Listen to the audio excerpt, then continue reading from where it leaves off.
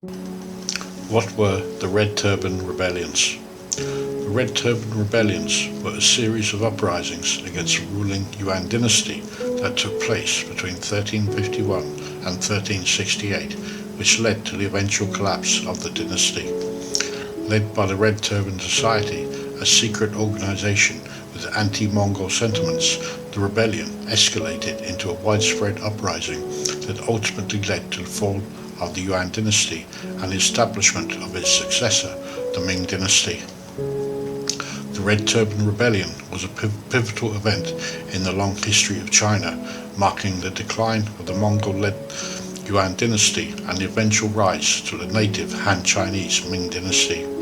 The rebellion emerged against a backdrop of great social, economic and political discontent, fueled by the oppressive rule of the Mongol-led Yuan dynasty.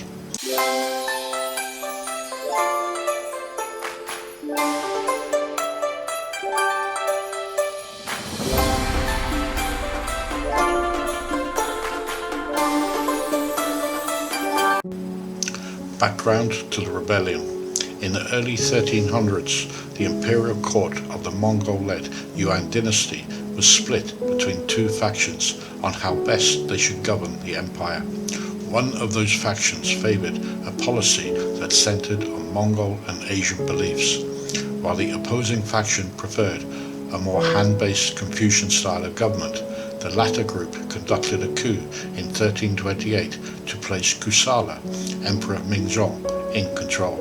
He was literate in Chinese and patronized Chinese learning and art with an academy within the inner court. Meanwhile, others within the royal court, including Merkit Majade and his son Toktoa, as well as cultivating Chinese learning, had established contacts with Han Chinese scholars and hired them as tutors. To add to the confusion, Kusala was assassinated by supporters of his half-brother Chu Jimur, who became Emperor Wenzong, while Chu himself died in 1332. He was succeeded by Kusala's 6-year-old son, Rinqinbao, who died just 6 months later. His older brother, Togun Temur, Emperor Huizong, was then appointed emperor at the age of 13. Military decline. By the time the central plain had been conquered by Kublai Khan, Emperor Shizu, the Yuan army was mostly composed of professional soldiers of Han Chinese descent that had once served the Jin dynasty prior to the arrival of the Mongols. They were the primary body of the Yuan army and served in garrisons located across the empire. Most of these garrisons were located in the north, close to the capital of Khanbalik, and by the end of the 13th century, most were in steep decline, having had to face numerous rebellions by 1340. In one instance in the 1340s, a bandit gang of just 36 people in Huashan took over a Taoist temple and for more than 3 months held out against government forces. That event led many people to believe the government's army was not up to the task it was assigned to complete and relied more on local leadership for their defense. This in turn led to more decentralization of the government. In addition to this, there were uprisings led by rebellious Jurchens. One of the main complaints from the Jurchens was their being required to supply the Mongols with gyr falcons, one of the best species within the falcon family for hunting purposes. Efforts to suppress the Jurchen-led rebellions had failed, and by 1348 there were at least 2 groups of Jurchen openly defying Yuan authority. Natural disasters. Another problem the Yuan dynasty leaders faced in the 1340s were a number of natural disasters, with one being the constant flooding of the Yellow River, while there was a considerable financial requirement to maintain its military across the vast expanse of the empire. There were a number of groups that made these efforts as difficult as possible through undermining the power of the latter rulers of the dynasty. Religious leaders would often warn of impending doom, the decline or failing of agricultural crops, while a series of epidemics and cold weather affected China during the early years of the 14th century, all these factors led to the rise of armed rebellions. According to the historian Frederick W. Mote, the earliest of these recorded epidemics occurred in 1331 in Hebei before spreading elsewhere, resulting in around 13 million deaths by 1333. Other epidemics struck in what is now Fujian and Shandong provinces between 1344 and 1346. The following decade saw epidemics in Shanxi, Hebei and Jiangsu in 1351 to 52, with great pestilences occurring until the year 1362. The rebellions themselves were a result of the long history of resentment felt by Han Chinese against their Mongol rulers, with a reluctance at the elite level to serve in the government, together with widespread famine inadequately dealt with by the Yuan government, and the feeling the Yuan ruling elite had not adequately read those feelings of resentment by the people they served. Red Turbans. The first appearance of the Red Turbans were in today's provinces of Hunan and Jiangxi from the 1330s. From there, they quickly spread across half of China over the next decade or so, particularly being active in those areas affected by natural disasters. The religious teachings of the sects created by the Red Turbans eventually created two broad groups of movements: the southern or western Red Turbans based in southern Hubei, and the northern or eastern Red Turbans based in the Hui River Valley in Anhui province. The origins of the movement can be traced to Peng Yingyu, a Buddhist monk who led an uprising in Yuanzhou in 1338 in what is today Jiangxi province. A rebel leader, Zhou Zhiwang, was proclaimed emperor, but he was quickly apprehended by the regional authorities and executed. Peng fled northward and spread the teaching of the Maitreya, the Buddha of wealth and radiance, who would bring an end to all suffering. Through the religious teachings of Peng Yingyu, the Red Turban influence spread along the Hui River Valley from 1340 onward. Rebellions. Northern Red Turbans. In 1351, there was a mass mobilization of workers of around 150,000 people, mostly from the farming population, for a project to rechannel the Yellow River and to open the Grand Canal in western Shandong. This was seen as ripe conditions to recruit people into the Red Turbans. A Red Turban leader, Han Shantong, and his advisor, Liu Futong, were successful in recruiting from the disgruntled workers. This resulted in explosive rebellious activity. Han Shantong was captured and subsequently executed, although his wife and son, Han Lin-er, were able to escape along with Liu Futong. Liu Futong then established a capital at Yinzhou in what is today western Anhui, close to the border with Hunan, and proclaimed a Red Turban government. Han Lin-er was proclaimed the Young Prince of Radiance, as he was claimed to be of Song dynasty royalty. Han Lin-er was later proclaimed Emperor of a restored Song dynasty in Bozhou in March 1355. In June 1358, Liu Futong began his pursuit of capturing Kaifeng, formerly the Song capital. He and his planned new Song dynasty briefly held the city before a counter-offensive by Chagan Temür forced a retreat in September 1359. The court of Han Lin-er fled to Anfeng until 1363, when an army sent by Zheng Shecheng ousted them.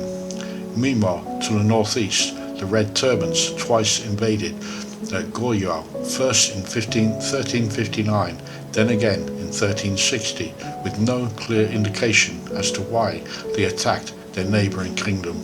One possible reason may have been they were seen as an easier target, as they were not under protection of the Mongol army. The Red Turbans were also in need of grain and supplies to avoid starvation, or there may have been ethnic or political reasons.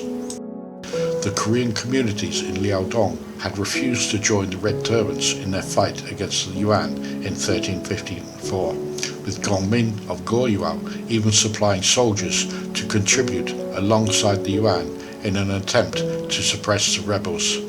The Red Turban invasions caught the unprepared Goryeo forces off guard, with several cities being sacked, among the destruction caused including the brief occupation of Pyongyang in 1359 and Kaesong in 1360.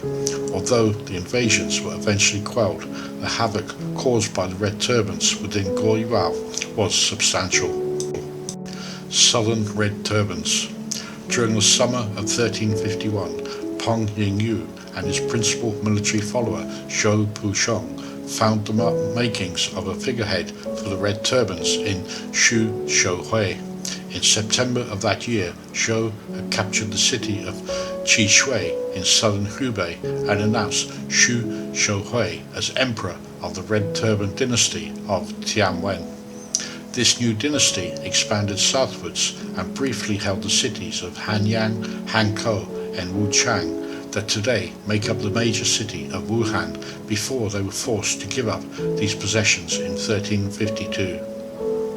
In 1355, Zhou was succeeded by Ni Wenjing as military leader, and Ni took Hanyang once again in 1356 and claimed the city as the dynasty's capital. The following year, Ni attempted to murder Shu in a failed attempt to replace him. Ni was subsequently executed and replaced by Chen Youliang. Under Chen's leadership, the territory held by the dynasty expanded rapidly and in less than 2 years held Chongqing and all of Sichuan. In 1360, Chen succeeded in overthrowing Shu, seized the throne once Shu was slain, and renamed the dynasty Han. Chen then launched an attack on Nanjing but was unsuccessful and forced to retreat to Wuchang, which he claimed as his capital. After then failing when attacking Shu Yuanzhang, Chen was ejected from Jiangxi in 1361 before making another attempt against Shu in 1363, when he sent a large flotilla onto Lake Poyang. The forces of both Chen and Zhu were engaged in a long-running battle that summer before Chen was eventually killed after receiving an arrow to his head. Meanwhile, in Sichuan, the Red Turban commander Ming Yuzhen had refused to acknowledge Chen Youliang when he overthrew Shu Shouhui, and Ming had declared his own Red Turban kingdom known as Mingxia. It appeared to have been governed competently, but had failed to overthrow the Mongols in Yunnan.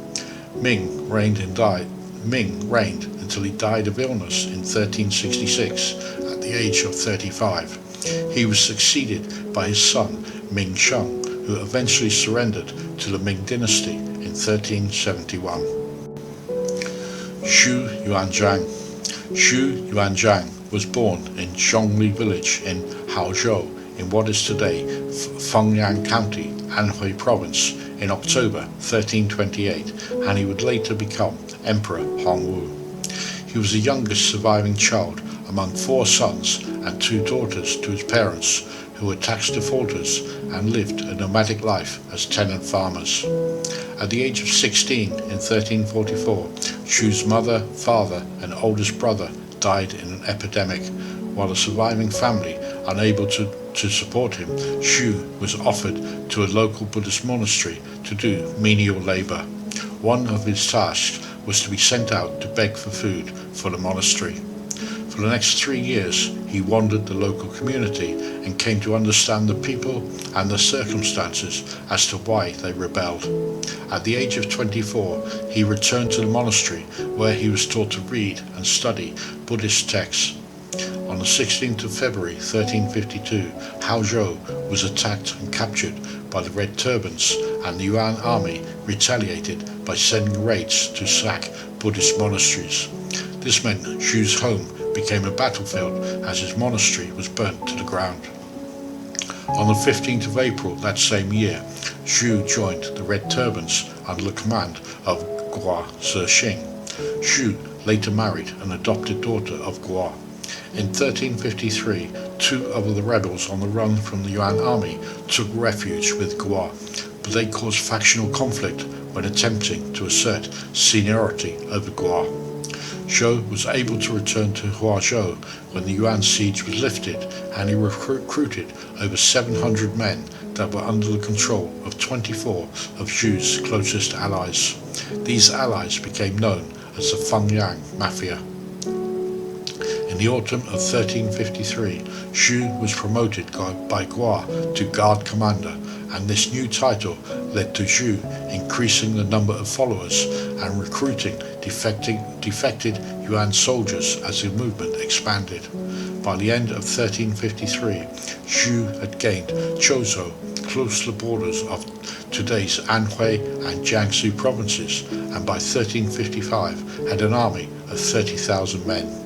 Also in 1355, Guo Yixing died as Zhu began preparations to attack Nanjing. The siege itself was a failure, but Zhu's army remained intact as they took the surrounding countryside. That October, the Red Turbans once again attacked Nanjing, and in that onslaught, the two rebels described earlier that were a threat to the leadership of Guo were both killed. This left Zhu Yuanzhang as the sole candidate to lead the faction. On the 10th of April 1356, Zhu and his forces took Nanjing. He swiftly made this city his new capital, renaming it Yingtian. The court of Han Lin-Ye of the new Song dynasty granted Zhu new titles, including the head of Jiangxi. Zhu accepted those titles with some grace and set out to become a representative of the revived Song dynasty under its emperor Han Lin-Ye. One of his qualities that set Zhu apart from his rebel counterparts was that he did not challenge the past legitimacy of the Yuan, and when he defeated enemy leaders in battle, he gave them honorable burials and even shrines so they could be remembered. Zhu insisted he was not a rebel, and justified his conquest by claiming he was a Yuan subject divinely appointed to restore order. Zhu progressively developed his following into working state, including personally traveling to conquered regions to survey problems and inviting scholars to dine with him so he could listen to their requests. In March 1358, he appointed Kang Mokai to the role of superintendent of the Office of Hydraulic Works to oversee the repair of dikes and embankments. 2 years later, he established bureaus to tax wine, vinegar, and salt. In 1361, the production of copper coins began, and by 1363, 38 million coins had been minted in a single year. Also in 1363, the Song court was attacked in Anfeng by Jang Shicheng, with Zhou personally leading his army to defend this attack, during which Liu Futong was killed. The Song court was moved to Suzhou to save the life of Han Lin-Ye. The Battle of Lake Poyong saw defeat for his old rival Chen Yuliang that same year, as Zhu also defeated his foes Zhang Shicheng and Fan Guozhen.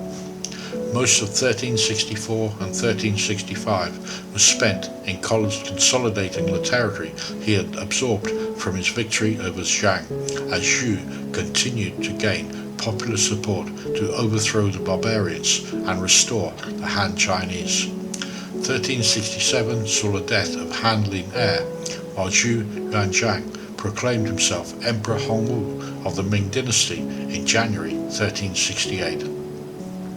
Later in 1368, Xu Da, a Ming general, led an army north from Kaifeng, first defeating an army at Tongzhou on the way to Kambalik, or Beijing, as the Yuan army fled further north to Chengdu.